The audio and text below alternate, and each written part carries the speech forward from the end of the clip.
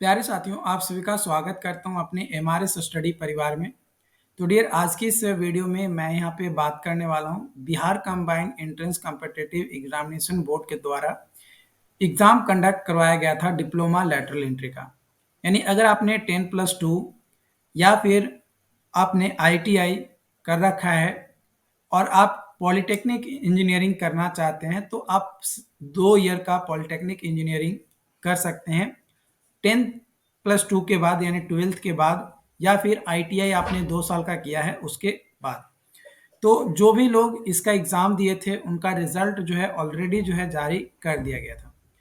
तो रिजल्ट जारी करने के बाद आज यानी 25 जुलाई को नोटिस यहाँ पे दिया गया जिसमें बताया गया है कि आप कौन सा कॉलेज चूज करना चाहते हैं, आप किस पॉलिटेक्निक कॉलेज में पढ़ाई करना चाहते हैं, उसके रिगार्डिंग चॉइस फिलिंग कि आप किसके कॉलेज में पढ़ना चाहते हैं, अपना एक प्रीफरेंस हमें बताएं। ये बोर्ड आपसे पूछती है।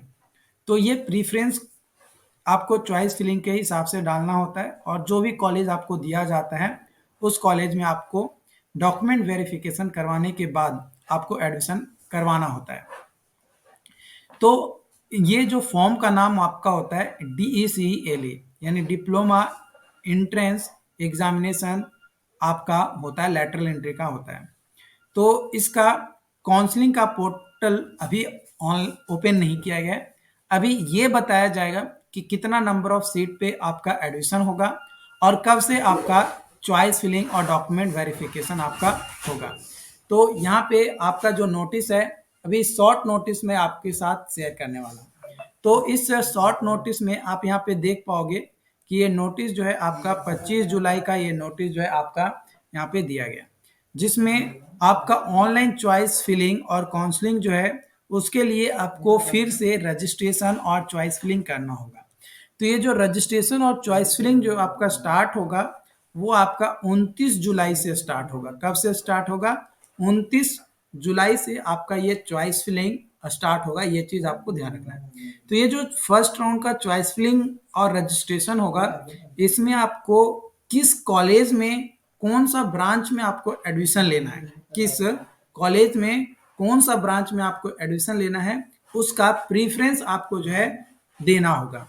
तो इसके रिगार्डिंग डिटेल नोटिस यहाँ पे जो है दिया गया है ना। तो चलिए हम लोग जो है डिटेल नोटिस की ओर भी जो है प्रोसीड करते हैं। तो डिटेल नोटिस आपके लिए बहुत ही ज़्यादा इंपॉर्टेंट है क्योंकि डिटेल नोटिस में ही आपको बताया जाएगा कि आपको कैसे चॉइस फिलिंग करना है। और चॉइस फिलिंग करते टाइम ये एक चीज़ आपको ध्यान रखना है कि जो भी कॉलेज और ब्रांच आप चूज करेंगे उसको लॉक करना जरूरी है, क्योंकि अगर आप लॉक नहीं करते हैं तो वो हो सकता है कई बार इनवैलिड माना जाता है।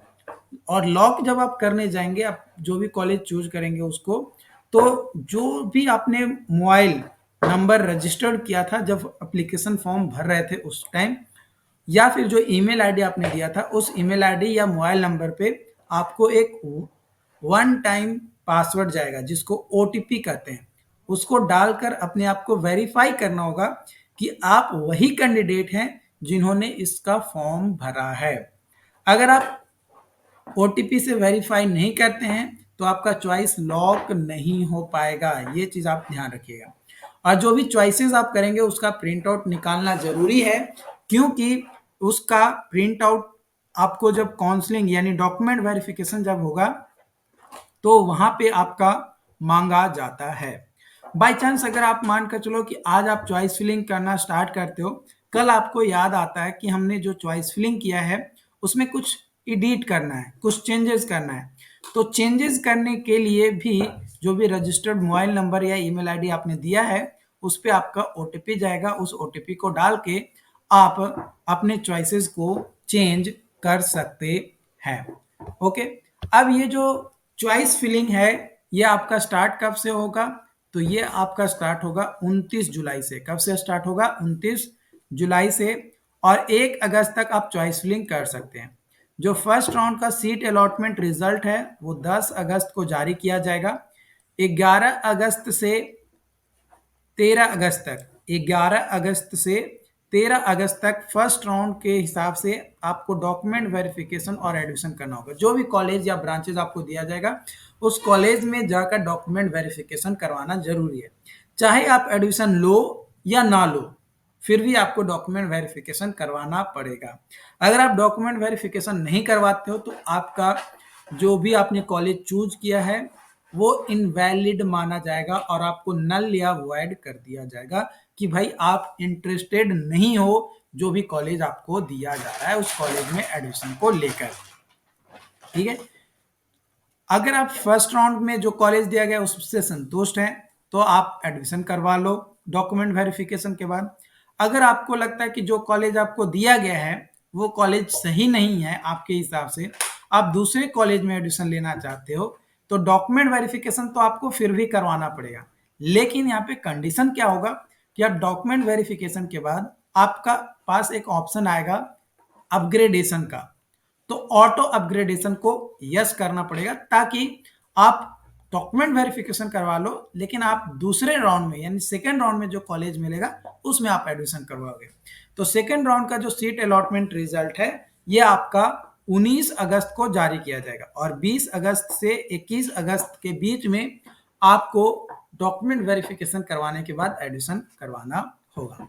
अब बात किया जाए डॉक्यूमेंट की कि कौन कौन सा डॉक्यूमेंट लगेगा डॉक्यूमेंट वेरिफिकेशन में, तो उसमें मैट्रिक का, इंटरमीडिएट का, या अगर आपने आईटीआई किया है तो आईटीआई का मार्कशीट, सर्टिफिकेट और एडमिट कार्ड आपका लगेगा।